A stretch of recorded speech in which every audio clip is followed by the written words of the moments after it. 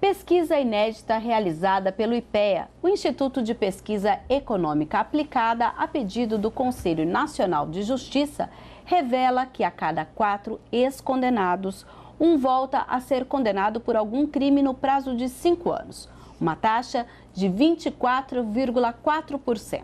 O resultado foi obtido pela análise amostral de 817 processos em 5 unidades da Federação: Alagoas, Minas Gerais, Pernambuco, Paraná e Rio de Janeiro.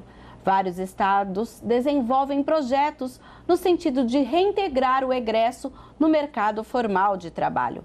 Em São Paulo, desde 2009 foi instituído o Programa Estadual de Inserção de Egressos do Sistema Penitenciário. Em Campinas, um projeto de lei que tramita na Câmara obriga as empresas que firmarem contratos com o município, suas autarquias, sociedade de economia mista e empresas públicas que tenham a participação municipal a reservarem 8% dos postos de trabalho para os egressos do sistema penitenciário. E quem foi conferir e traz essas informações para a gente é a repórter Gabi Prado.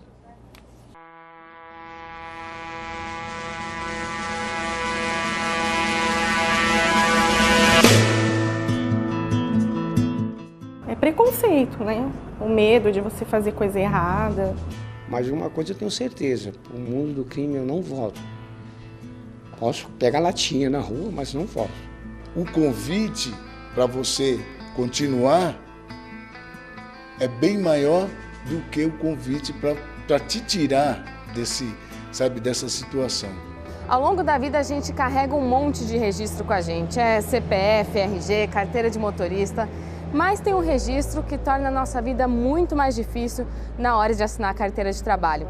Eu estou falando daquela ficha de antecedentes criminais. É porque se já está difícil para arranjar um emprego nessa situação toda, imagina para quem carrega esse documento. Restam 2 opções para quem sai da cadeia: ou volta para o crime ou persiste. E persiste muito para tentar conseguir um emprego.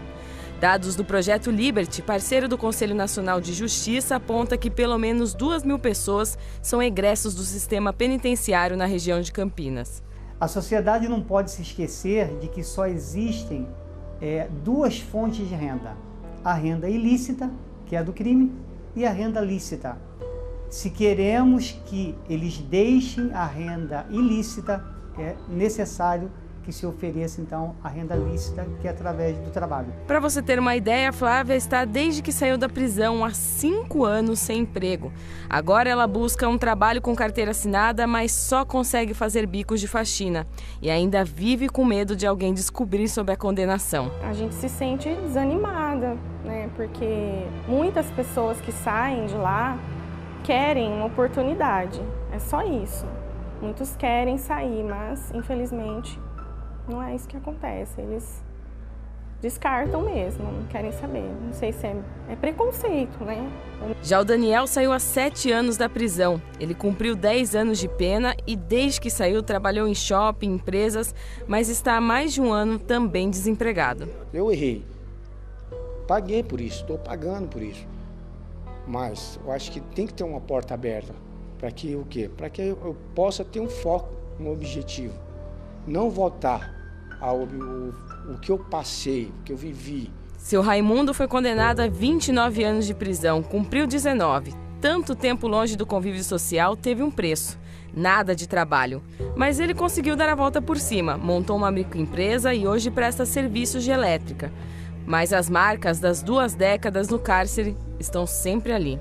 Torna-se impossível. Mais impossível ainda pelo o grande fato, que são 2, preconceito e a discriminação, né? Porque quando nós saímos de lá, saímos com antecedente e esse antecedente nos acompanha, independente de mudarmos ou não o nosso caráter, a nossa índole. Flávia, Daniel e Raimundo são exceções. A reincidência é grande, chega até 80% de acordo com o projeto Liberty. E para tentar mudar essa realidade, o vereador Paulo Galtério protocolou um projeto de lei que obriga empresas que prestem serviço à prefeitura a reservar 8% das vagas para egressos do sistema penitenciário. E a gente quer, com esse projeto, reservando 8% das vagas nos serviços de limpeza, conservação e obras públicas que as empresas fizerem com o município, é mostrar que tem que se dialogar com essa população carcerária. O projeto foi lido em plenário durante a 36ª reunião ordinária e agora segue para as comissões da Casa. Então o que nós queremos com esse projeto? É mostrar que o serviço público está abrindo espaço para essas populações carcerárias após o cumprimento da pena, porque o preso, depois que cumpriu a pena, ele pagou a dívida com a sociedade e ele pode voltar a viver na sociedade. A grande realidade é que durante todo esse tempo que eu fiquei no sistema, eu posso te dizer com convicção que as unidades prisionais, o sistema prisional do nosso país, ele não tem qualquer margem ou possibilidade de recuperar, entendeu, as pessoas. Hoje tento sobreviver para manter minha família, minha filha, minha esposa, mas uma coisa eu tenho certeza, o mundo do crime eu não volto. Posso pegar latinha na rua, mas não volto.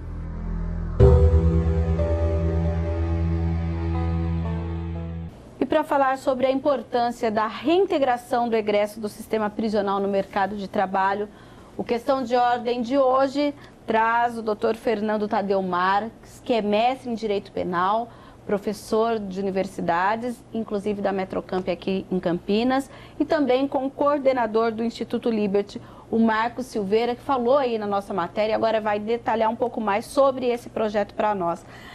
Agora, uma pergunta que vai para os dois entrevistados é o seguinte: parece que quando a gente ouve, inclusive o Daniel dizendo, olha, nem que eu tenha que catar latinha, parece que a pena continua após o cumprimento da pena, digamos assim, né? É uma redundância, mas o que nos mostra parece que é isso. Doutor Fernando, seja bem-vindo. Obrigado, muito obrigado.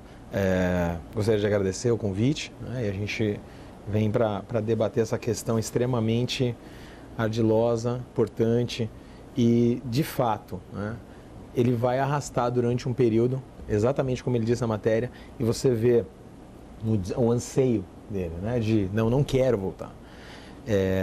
Muitos alunos e pessoas nos encontros ou palestras que nós fazemos que nos perguntam, mas as pessoas, será que realmente querem se socializar? Será que essa pessoa, de fato, tem recuperação? E até apontam algumas figuras como irrecuperáveis. Eu posso até dizer que, de fato, pode ser que algumas pessoas realmente nasceram para a vida do crime, que não é fácil, mas talvez tenham nascido para isso e aguentem o sofrimento, mas não é a maioria. Isso não é a maioria.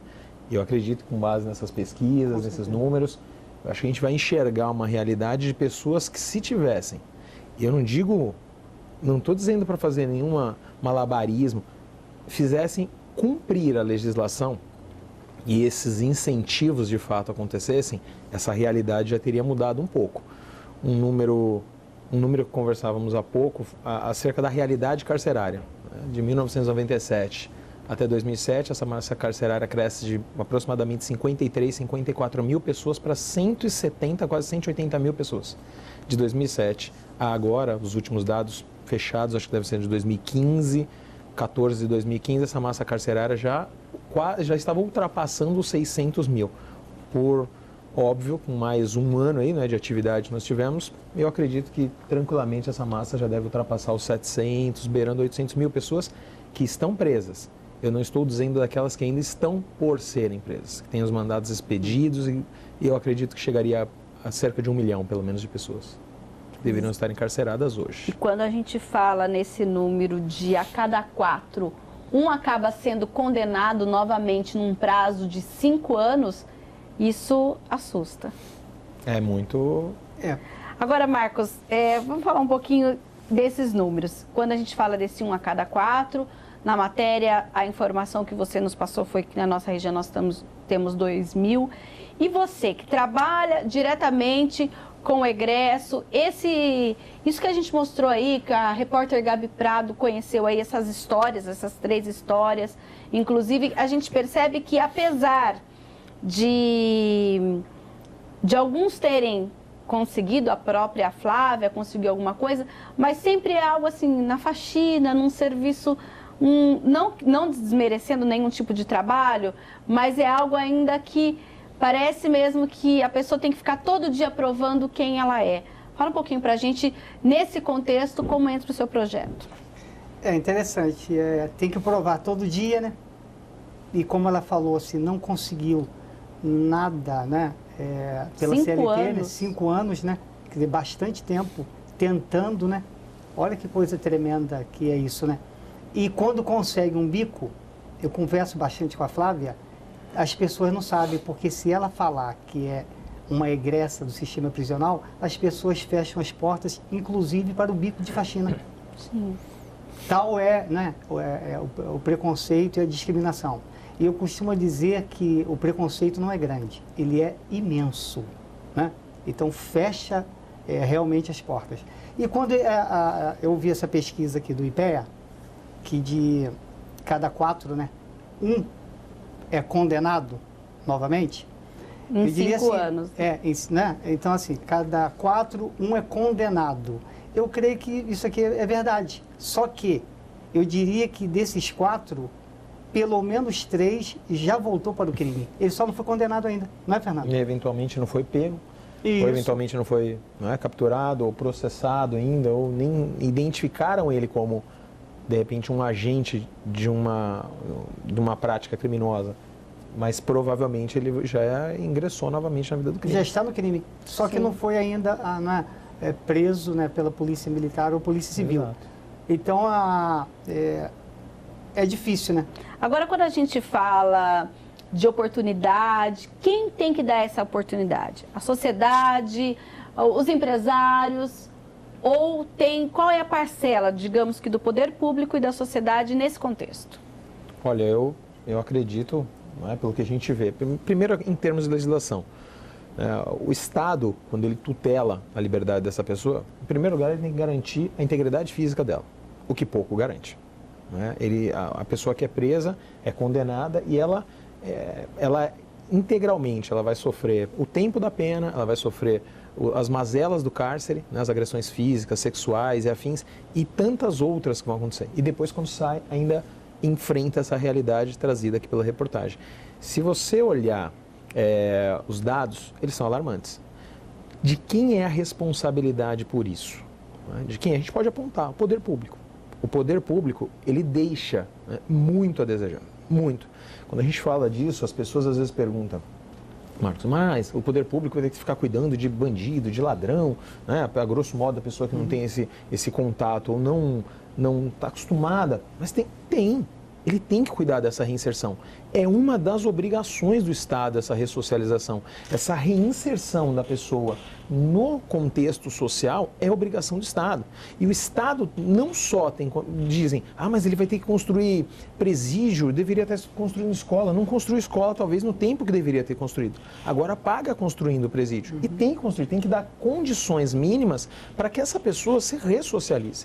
Então você coloca esses seres humanos, mas praticou um crime. Eu já fui também sujeito passivo num crime. A gente sabe como é que funciona a agressividade, mas a gente não pode perder de vista que são seres humanos. Acho que partir desse ponto é a pedra fundamental para qualquer recuperação. E só para a gente amarrar, o Estado, sim, ele tem essa responsabilidade de zelar pelo preso, de construir novos presídios.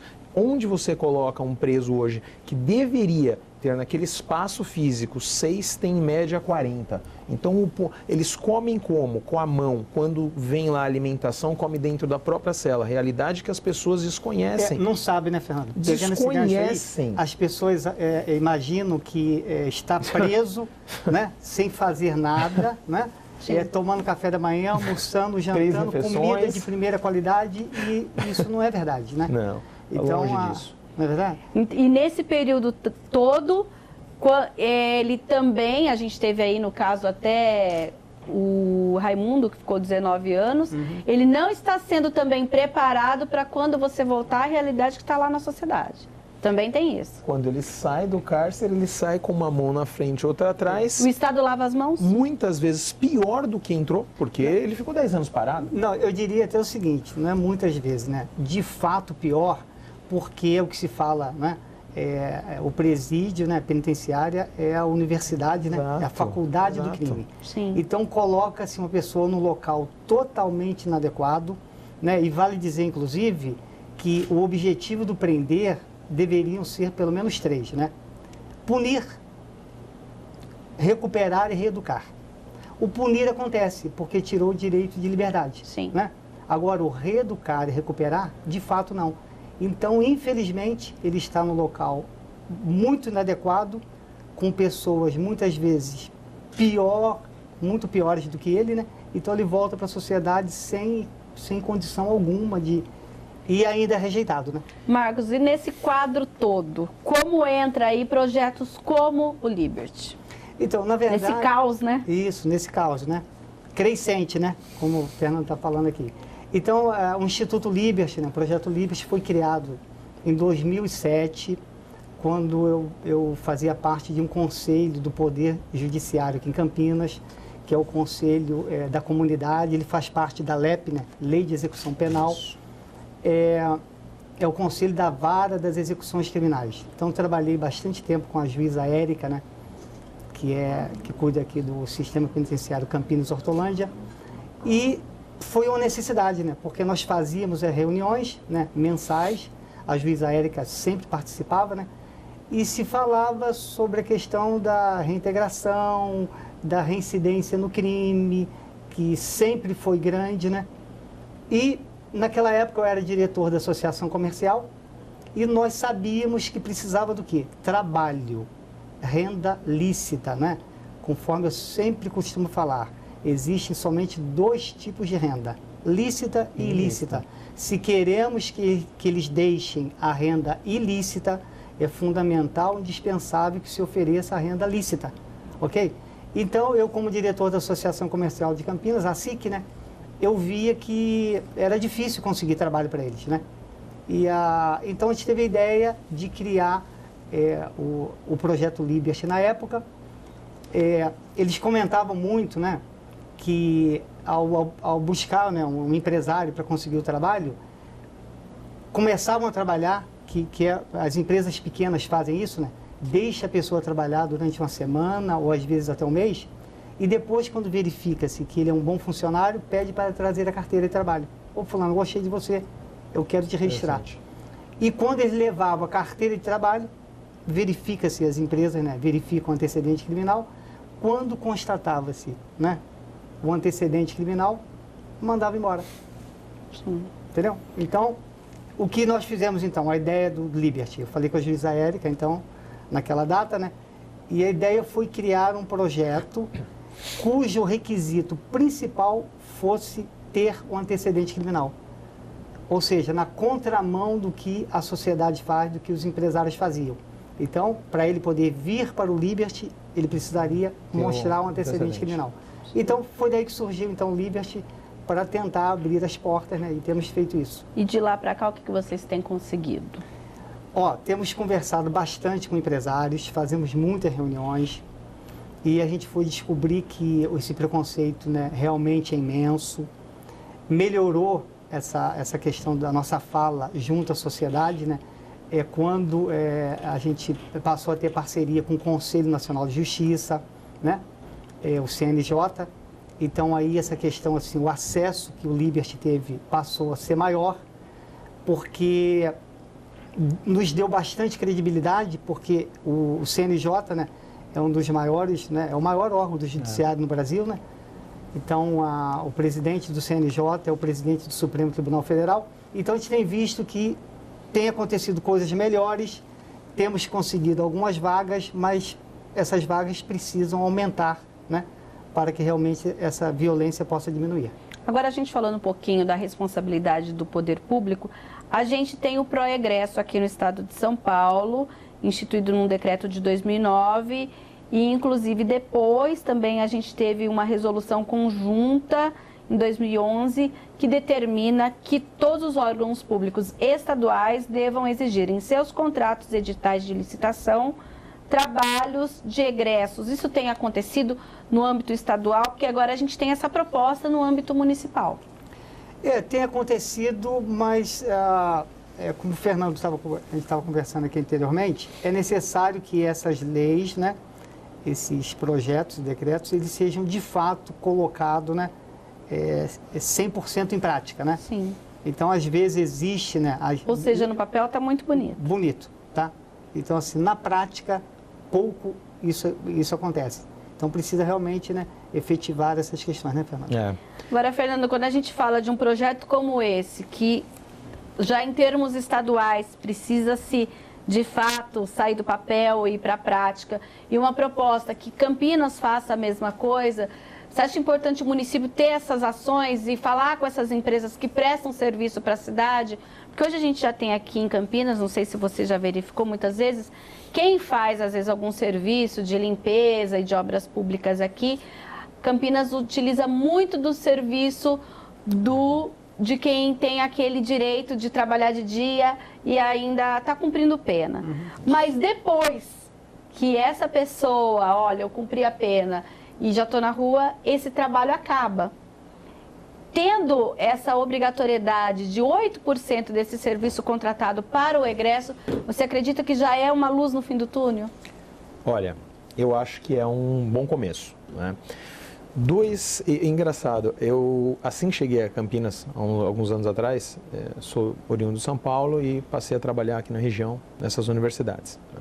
Tanto na Metrocamp quanto no Mackenzie. E eu tive a oportunidade de algumas vezes passar e ver eles trabalhando nas praças. E isso me encantou.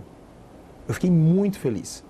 Porque é uma oportunidade que você retira o pessoal de dentro do presídio, que eles estão no regime semiaberto. Sim. Então existe a possibilidade no regime semiaberto de sair, desenvolve a atividade, ainda que seja, como você disse, né, não desmerecendo, mas uma subatividade, que ele vai ali fazer a limpeza, ele vai... E por que eu digo isso, não desmerecendo? Porque tem pessoas que praticaram crimes que têm uma capacitação boa.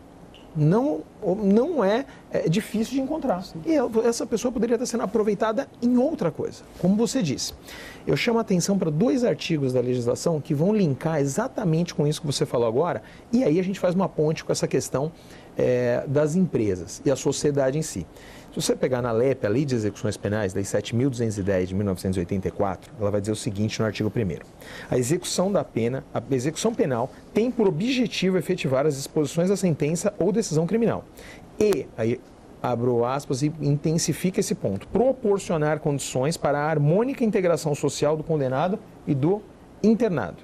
E o artigo 10. A assistência ao preso e ao internado é dever do Estado, objetivando prevenir o crime a orientar o retorno à convivência em sociedade. O Estado, se a máquina pública não tem condições de dar conta desse recado, que eu acho que essa iniciativa dos 8% é um bom caminho, é o início para esse trabalho. As empresas poderiam até contratar mais. E digo mais, não limitar esses 8% a esse tipo de atividade. Porque essas pessoas talvez tenham conhecimentos específicos, às vezes informática, às vezes numa outra área, que pode colaborar dentro da empresa com outras atividades. Mas é de suma importância esse acesso. E que esse programa se estenda não só a Campinas, mas também às outras cidades e ao Estado em si. E que é o que nós esperamos, em última instância, né, Marco? As empresas se sensibilizem. Mas não está fácil para ninguém porque não consigo empregar nem quem não tem os registros, né, isentos ali de alguma passagem criminal. Óbvio, também concordo com isso. Porém, eu acho que há uma oportunidade, ainda que pequena, começando com esses 8%, de motivar e demonstrar para esse empresariado e para a sociedade civil como um todo que é justa e necessária essa oportunidade. Acho que é o caminho, talvez seja o início de uma... Essa alavanca vai servir para que esse projeto futuramente não tenha necessidade de você implementar isso como uma política pública, dizendo, empresa, você precisa para contratar comigo ter 8%. Que seja algo natural das empresas. Isso é uma questão cultural. Nesse período em que a gente fez convites a alguns órgãos aqui da cidade para participar, Inclusive fizemos ao Ministério Público do Trabalho e por um motivo de agenda ninguém pôde comparecer, mas eu adianto que já uma procuradora disse que está sendo elaborado algum TAC para se fazer com algumas empresas, para que então coloque já um número de egressos do sistema prisional. Só que isso a gente precisa sempre estar vendo essa oportunidade, essa maneira de como será feito aqui na cidade, né? Muito interessante. Isso é uma iniciativa do Ministério Público do Trabalho que tem que ser aplaudida. São oportunidades que pode ser, não é, o começo, o embrião, para que outros órgãos se manifestem e vão também neste caminho, na busca dessa melhora. Porque é ilusão achar que simplesmente encarcerar por encarcerar vai resolver o problema. Nós vamos criando uma massa cada vez maior, hordas e hordas de pessoas ali dentro que não se recuperam, que saem cada vez pior. Imagine o caso desse entrevistado, 19 anos. Não estou dizendo que ele não merecesse, não estou dizendo que não foi justa a condenação. Não tenho nem condições de avaliar isso agora, mas eu digo, 19 anos lá, pergunto, o poder público, o que ele fez nesses 19 anos? Essa pessoa, eu tenho certeza absoluta, certeza, ela saiu como ela entrou, no mínimo. Sem ter adquirido em 19 anos, poderia ter feito um curso superior. A LEP é uma lei muito boa, está entre uma das melhores legislações da nossa lei de execução penal do mundo. Ela prevê a possibilidade de remissão do preso se ele trabalha ou se ele estuda, por exemplo. Então, por que não incentivar o estudo? 19 anos ele teria saído lá pós-doutorado. Verdade. Quanta oportunidade poderia ter sido dada para essa pessoa? Enfim. Inclusive, Fernando, eu acho interessante, no caso do Martins, que ele saiu do presídio, ele veio direto para o Liberty, né? Ele é músico, né? Compositor. E interessante, encaminhou para ele fazer curso de hidráulica e elétrica no Senai. Legal. Hoje tem a empresa dele, né? Mas ele sempre fala assim, Marcos, se não fosse o Liberty e se não fosse o programa Começar de Novo do Conselho Nacional de Justiça, eu estaria de volta no crime. Não tem dúvida. A gente vai falar um pouquinho do programa Começar de Novo daqui a pouco, porque o Questão de Ordem vai para um breve intervalo e volta já já. Não saia daí.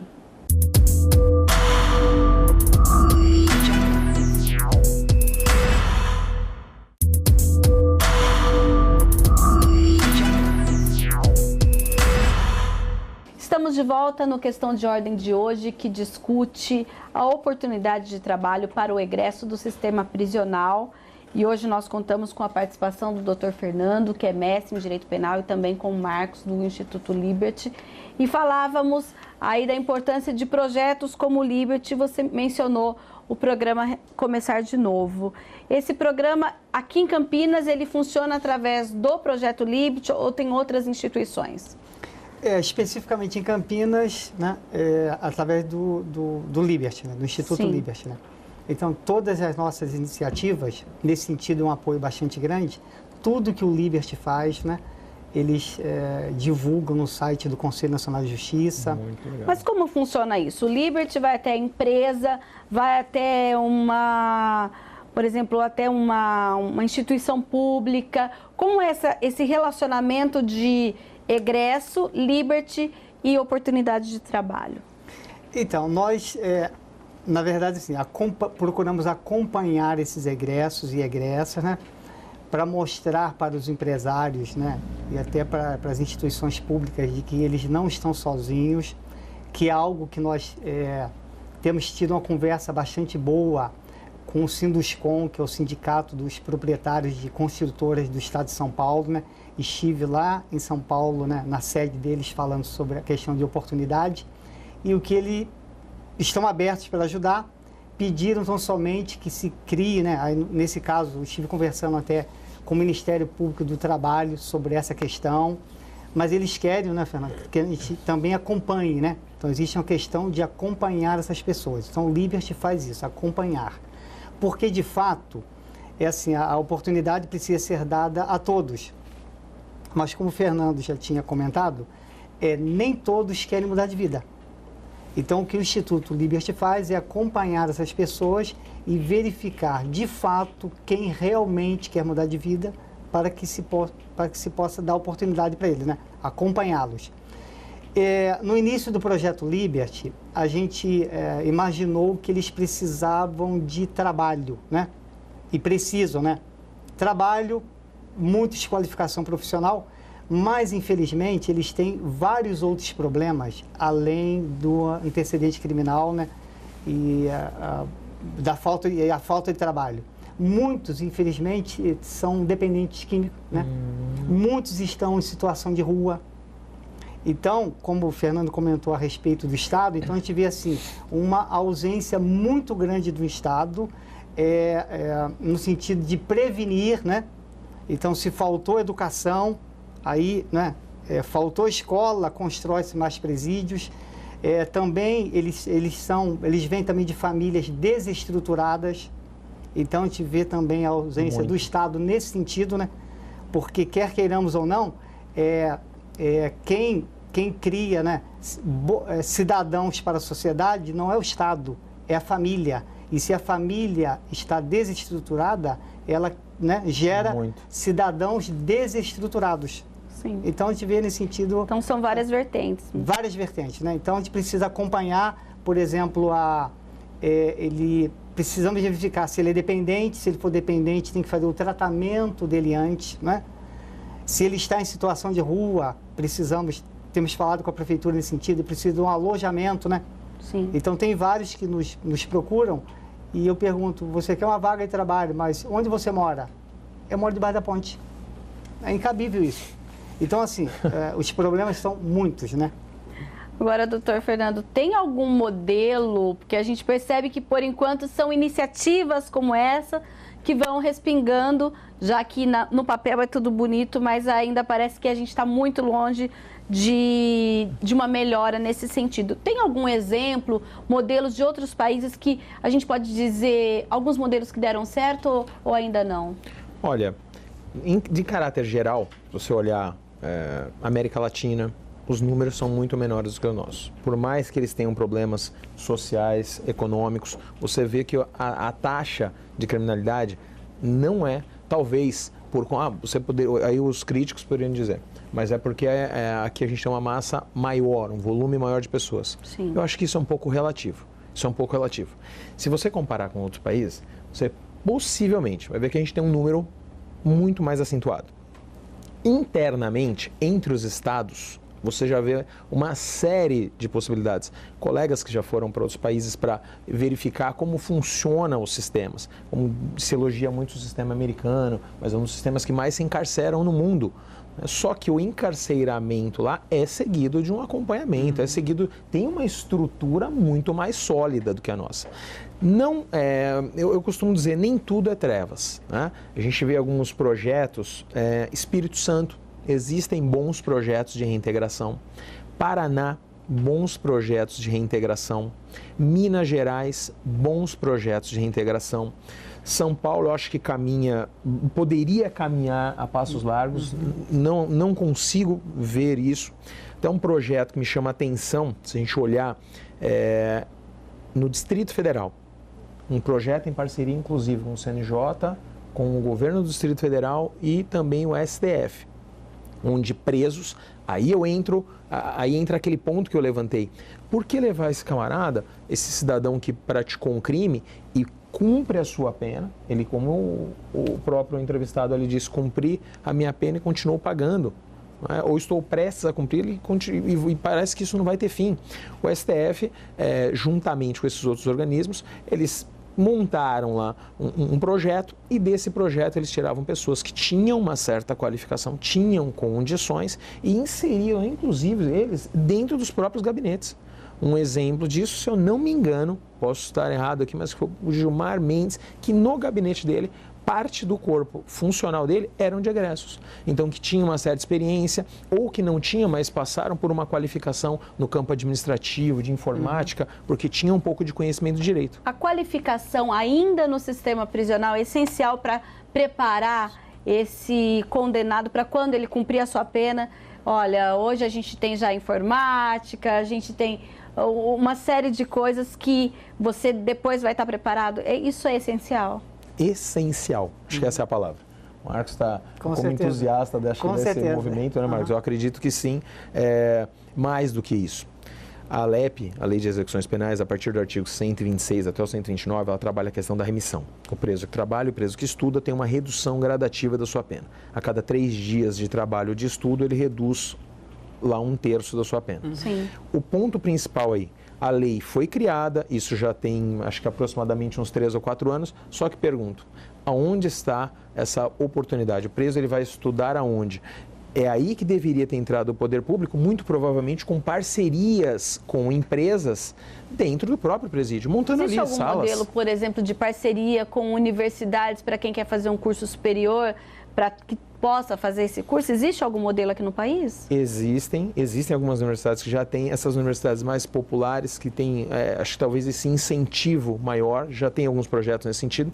E digo mais, talvez o Estado pudesse, nesse momento, aproveitando essas estruturas e essa vontade dessas empresas em até crescerem, talvez, montarem núcleos dentro dos presídios. Você não tem que tirar o preso lá de dentro. Então, ali dentro, ele ter condições de fazer um curso da área administrativa, ele tem uma noção de escritório, uma noção de informática, alguma coisa nesse sentido, para que quando ele saísse, tivesse condições de disputar uma vaga. Estou dizendo dar uma vaga para ele. Ele ter condições de dar ferramentas para ele disputar. Fernando, até pegando o seu gancho aí, um outro problema que é bastante grande é que nos presídios, né, existe uma deficiência grande de salas de aula, de espaço.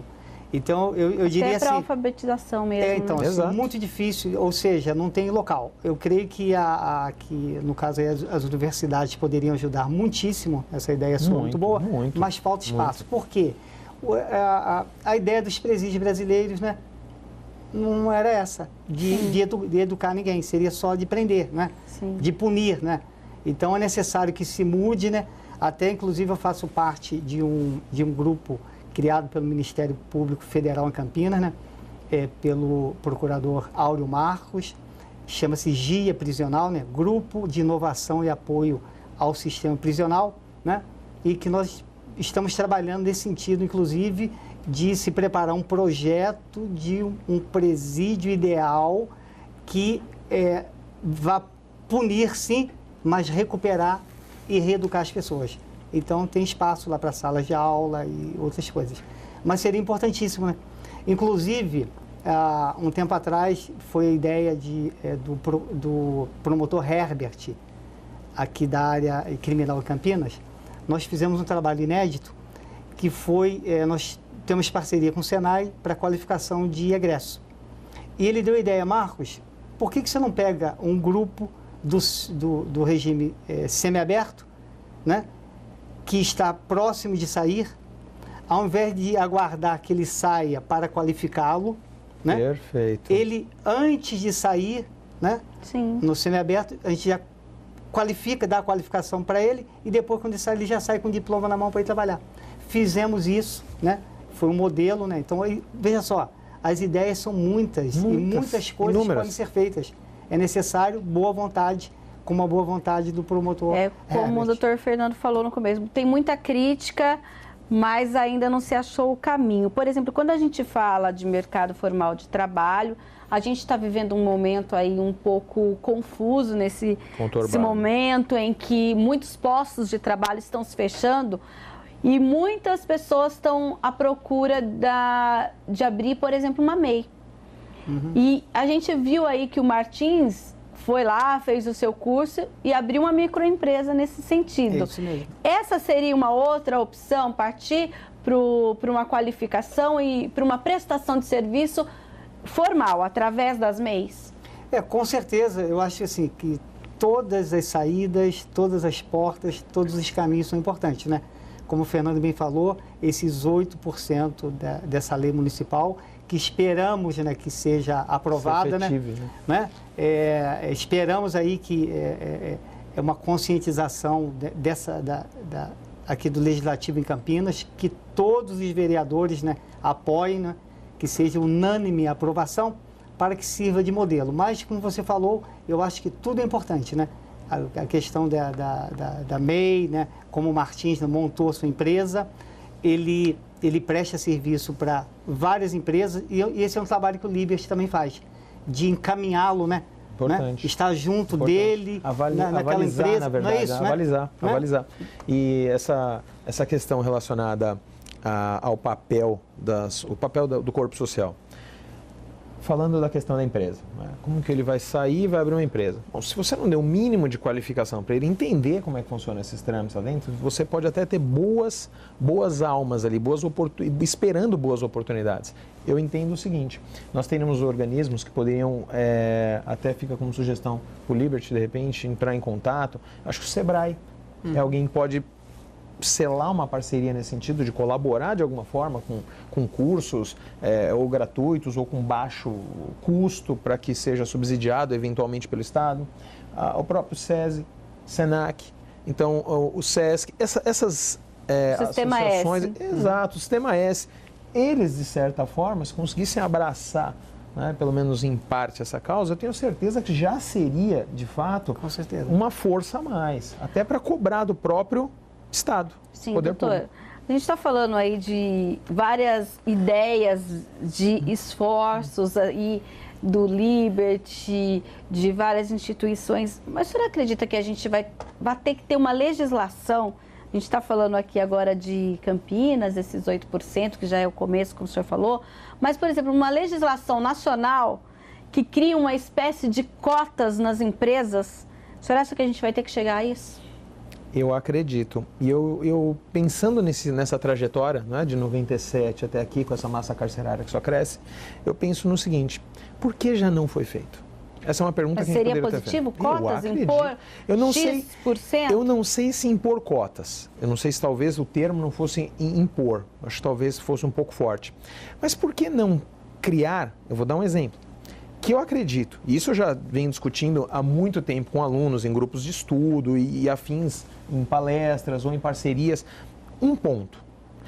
Fala-se tanto, né, nessa carga tributária onerosa para as empresas. Por que não desonerar um pouco essas cargas tributárias? Ou, se falar de desonerar o poder público, ele vai dizer, em hipótese alguma, então tá bom, continue cobrando o que você cobra hoje. As empresas continuam pagando. Então destine parte dessa verba ou incentive as empresas a colaborar. E coloque, é simples, é muito simples. A empresa que colaborar vai ter abatido lá um X percentual no seu IR ou em impostos estaduais, municipais ou federais. Mas eu acredito que isso, para que aconteça dessa forma, tem que vir desenvolvida pelo Poder Legislativo Federal para até que vir com um pouco mais de força. Sim. Até para poder desonerar impostos de alto calibre. É porque a gente fica com iniciativas pingadas, né? Cada estado faz a sua maneira, cada associação trabalhando, projetos como o Liberty também ali. Eu acho. Mas a legislação, você acha que também ajudaria, Marcos? Veja só, você comentou, eu gostaria de discutir um pouquinho isso aí, aproveitando aqui o professor, a imposição de cota, né? Mas alguém poderia perguntar, né? Isso aqui é constitucional? O se impor 8%, por exemplo, que eu acho até, do ponto de vista meu, um percentual pequeno. Pequeno. Mas veja só, na verdade, então, não poderia se impor 8%? Mas por que se impõe 100% de rejeição e é aceito até hoje? É bem simples. Porque o egresso, vê que eles falam ali, né? Está sendo... Né, essa imposição de rejeição de 100%, né, já é, né, quanto tempo isso aí? Desde que existe presídio. Então, essa rejeição já existe. Então, eu creio que 8% é pouco, né? Eu acho que no futuro, quem sabe, isso aí melhore, né? E a gente não pode se esquecer também que, quer queiramos ou não, eles cometeram delito? Cometeram. Mas eles pagaram pelo seu erro. É fato. O que aconteceu? Né, a polícia prendeu, o judiciário condenou e esse judiciário que o colocou lá, chega um momento que fala, você pode sair, você já pagou pelo seu delito. Se ele já pagou, né? Se eu estiver errado, me corrija. É isso. Ele é igual a todos. A todos, qualquer outro. Né? Então, ele tem direito ao trabalho, né? Ele tem direito à educação, né? Ele tem, né? Então, por que agora? Aí se fala que 8% para ele. Por que 8%? Porque ele tem sido excluído 100%. Agora eu vou fazer uma pergunta. Essa questão que a gente mencionou lá no primeiro bloco do antecedente criminal. E vocês estão dizendo, não, a partir do momento em que ele cumpriu, ele é como qualquer um outro comum, que não tivesse. sim. Por que, então, continua essa exigência do antecedente criminal? Tem um óbice aqui que é um só, na verdade, só para a gente deixar claro a questão técnica no campo penal. Tá. Quando alguém é condenado com um trânsito em julgado, quer dizer, isso já não tem mais possibilidade de recurso. Então ele conclui ali o processo e não há mais para onde recorrer. Ele foi condenado. Há uma nova condenação eventual que venha depois desse período, ele é considerado reincidente.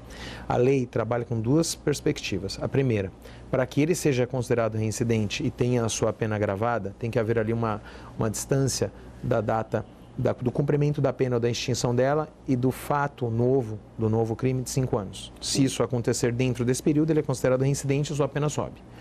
São duas oportunidades onde essa pessoa, de fato, volta a ser como eu ou você, ou Marcos, e voltando até a sua ficha limpa, né? Ou não constando, não registrando mais antecedentes criminais.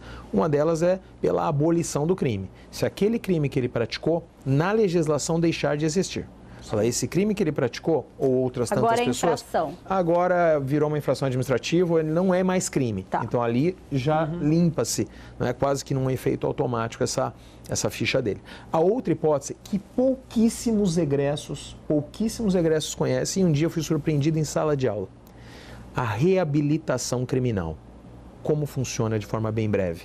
O agente, depois de ter cumprido a sua pena, ele passa do dia seguinte ao cumprimento à extinção da pena, ele tem que esperar 2 anos. Período de 2 anos, passados esses 2 anos, ele contrata um advogado, vá até uma defensoria pública, onde ele será assessorado. Ele vai ser solicitado no fórum onde ele foi condenado, naquela vara, uma chamada certidão de objeto e pé, que vai verificar que durante aquele período de 2 anos ele nada mais teve com infrações no campo criminal. Aí esse processamento lá na vara vai dizer que está tudo ok e ele sai e fica com a ficha limpa. Aí, de fato, se puxar novos antecedentes, nada constará. Por que digo isso? Porque eu fui surpreendido um dia na sala de aula, eu terminei a aula falando de reabilitação. Um aluno veio até mim e disse: professor, eu poderia dizer que foi meu irmão, foi meu primo, foi outra pessoa. Fui eu.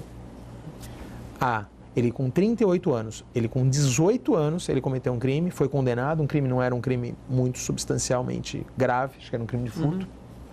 Foi condenado, cumpriu pena, um pedaço da pena, e depois foi para o regime semiaberto, depois para o aberto. Ficou pouco tempo no cárcere, não sofrendo os efeitos deletérios dele, tá? Aqueles efeitos negativos do cárcere. Ficou pouquíssimo tempo.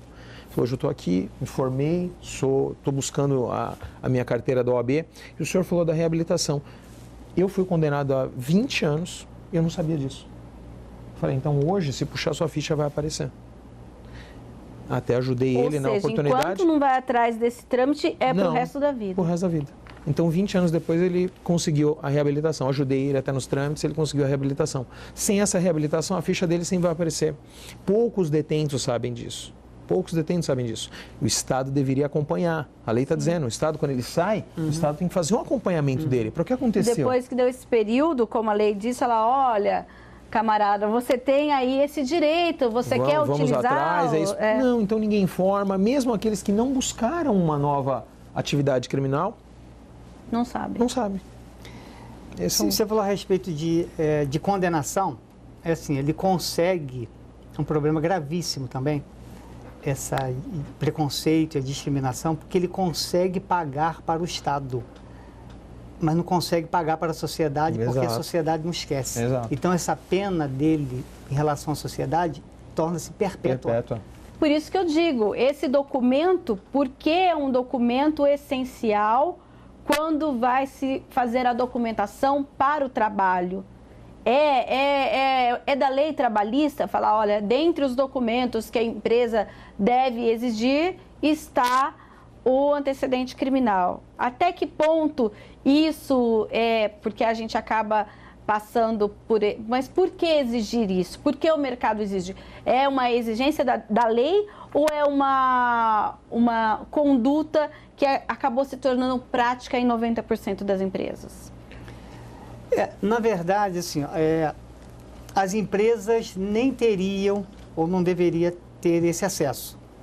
Mas, infelizmente, o que ocorre é que as empresas têm contato com os órgãos, principalmente com as polícias, e eles informalmente conseguem. É isso que acontece. Não, mas quando Então, as pessoas também, mesmo que não seja informalmente, quando você pega aquela relação do que deve levar para ser efetivamente, está lá, atestado de antecedente criminal. Não é algo que seja obrigatório, não é algo que seja obrigatório, mas na medida em que as empresas, até com uma ideia talvez de se proteger, deixa eu ver quem é que eu estou contratando, eles colocam como, não é que há uma obrigatoriedade em solicitar, mas as empresas solicitam muito provavelmente nesse sentido, de se precaver, para saber, deixa eu ver se essa pessoa eventualmente não foi um estelionatário, eu vou colocar ele dentro da minha empresa, vai me causar problemas, ou foi alguém que praticou um sequestro de alguém, de crianças, como é que eu vou colocar alguém? E há um problema grande nesse sentido da ressocialização. Grandíssimo. É um entrave enorme. Enorme, enorme. A primeira coisa que a pessoa vai, até por uma questão de segurança, para tentar saber quem é aquela pessoa, e aí eu acho que o Instituto, o Liberty, acho que tem um papel fundamental, que nessa triagem, de forma que essa pessoa que veio para o Liberty, se não tem condições ou não quer se recuperar, ela vai embora, segue o seu caminho. Aqueles que querem se recuperar, mesmo não conhecendo o Instituto, acredito que esse papel seja imprescindível, porque ele filtra. Na hora que eu vou contratar um jardineiro para minha casa, eu contrataria o jardineiro e diria o seguinte, olha, eu vou pedir os antecedentes. Aí eu tenho crianças em casa, eu vejo a ficha de antecedentes, essa pessoa que está contratando, eu falo, eu tenho crianças em casa, como que eu vou contratar alguém na minha casa que foi sequestrador de criança e a criança morreu nesse sequestro? Talvez essa pessoa tenha condições de se recuperar, tenha entrado ali num espiral, num funil, naquela prática criminosa, talvez nem sabendo o desdobramento que aquilo teria. Como que essa pessoa vai contratar? Olha aqui uma função do Instituto, talvez seja primordial. Passou pelo filtro do Liberty, a pessoa se recuperou, estava fazendo curso. Essa pessoa tem condições de ter uma carta do Instituto que avaliza, que diz, olha, essa pessoa tem condições sim, muito embora tenha cometido no passado um erro, um crime grave, hoje ela já não é mais aquela mesma pessoa. Inclusive, Fernando, o que nós fazemos é quando a gente encaminha algum egresso para trabalhar, a gente também acompanha a sua família. Isso é perfeito. Saber se está tudo ok, a esposa, os filhos, isso é tudo ótimo. Tranquilo, né? Esse Martins, por exemplo, e assim, o que nos anima, né, a continuar com o trabalho que nós temos feito, é verificar o Martins. Eu fico pensando, imagina alguém 19 anos de cadeia, naquele local que é o lixo, né? Super inadequado, e sair de lá e ser a pessoa que o Martins é. Conheço há 8 anos, olha, que mudou completamente de vida. Então, se houve possibilidade para ele de 19 anos, imagina para alguém que ficou 10, menos 5, até 5, 4, 6 3. anos, 4. Ele comenta até, Fernando, que ele passou no Carandiru e ele viu pessoas jogando bola com cabeça de alguém. Eu não duvido. Ou seja, que local louco esse, né? E é uma pessoa, assim, um excelente exemplo, né? Eu acho que a gente, né? Quer dizer, estamos caminhando, né? Vamos ter que debater muito e cobrar mesmo que essas políticas públicas sejam implantadas. Mas, Marcos, nosso tempo está acabando. Se você quiser deixar o contato do Instituto Liberty, também deixar aí o site para quem quiser conhecer o trabalho, fique à vontade. O nosso telefone é 19 3384 7932 e o site é www.projetoliberty.com.br. E eu gostaria de dizer, né, já que estamos finalizando, que é possível sim diminuir a violência e a criminalidade. E todos podem e devem participar. Tá certo. Doutor, eu agradeço também. Que mensagem o senhor deixa aqui para o nosso telespectador? Olha, a mensagem que eu deixo, até já encampando aqui a ideia do Liberty, é que é possível recuperar. As pessoas têm sim condições de recuperar. E a sociedade, assim como o poder público, não pode se eximir da responsabilidade que eles têm de fazer parte dessa frente, desse processo. Até amarrando com a questão da religiosidade. A gente vê muitas igrejas que ajudam, que colaboram, a católica mesmo, as igrejas evangélicas que de alguma forma dão esse acesso. Eu acredito que se fizermos uma frente, poder público, sociedade civil e cada individualmente cidadão colaborar, a gente tem um futuro melhor. Eu acho que ser positivo é um passo, mas ser positivo e fazer a coisa acontecer, funcionar. Acho que esse é o ponto principal a partir daí. Tá certo, então. O Questão de Ordem fica por aqui. Se você não acompanhou o nosso programa por completo, pode acessar a página da TV Câmara Campinas no YouTube, que é o www.youtube.com/TV Câmara Campinas. Lá você vê essa discussão a respeito do trabalho do egresso do sistema prisional e tantos outros temas que a gente discute aqui. Até um próximo programa.